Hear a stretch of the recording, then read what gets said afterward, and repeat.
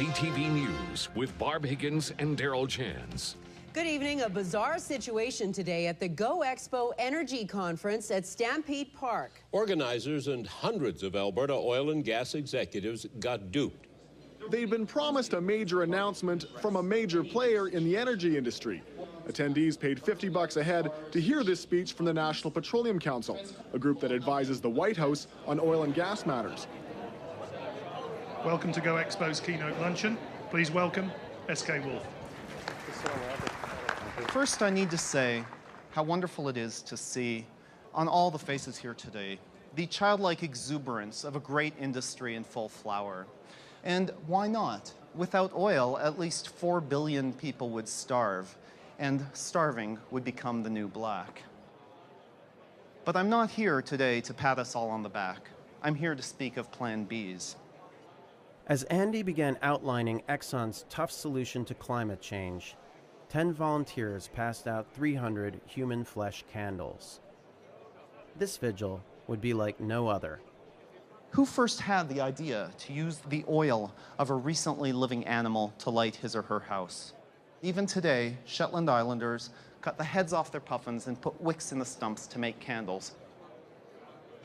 We at Exxon firmly believe that a free market will, if left to its own devices, always find solutions to the dilemmas that humanity faces.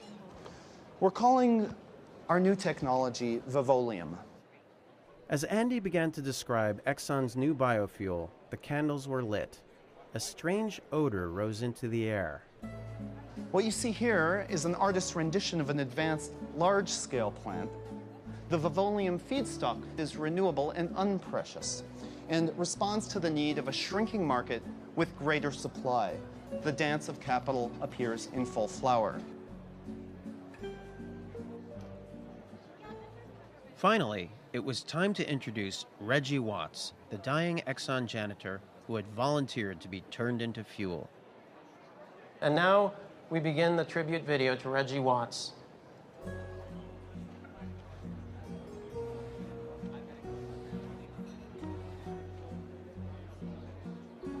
Worked in maintenance for a while, moved up to maintenance 2, started doing cleanup, toxic spill cleanup. After I heard from the doctor that I was going to die, I felt like I had something to live for. Can you switch this off? Could we switch it off? I think I'd like to be a candle. There's just so many uses for a candle. I mean, you know, like if you want something romantic, like that'd be nice to know. I was a candle on table, you know, when people, when they first met each other on a date. I think that would be great. I'd love that. That'd be a hoot. This is a funerary observance. I mean, this guy died. Switch this off before This man died. It's people. Really is.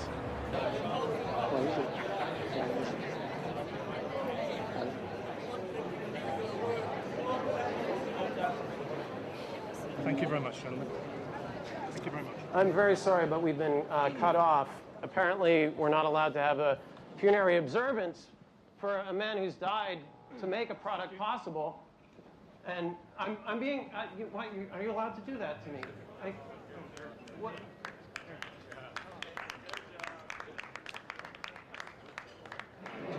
Reggie Watts was an Exxon Mobil employee, and these are actually 30 or 40% from his actual flesh. So this time it is 80%? 80%, I'm sorry. The remaining 20 is from what?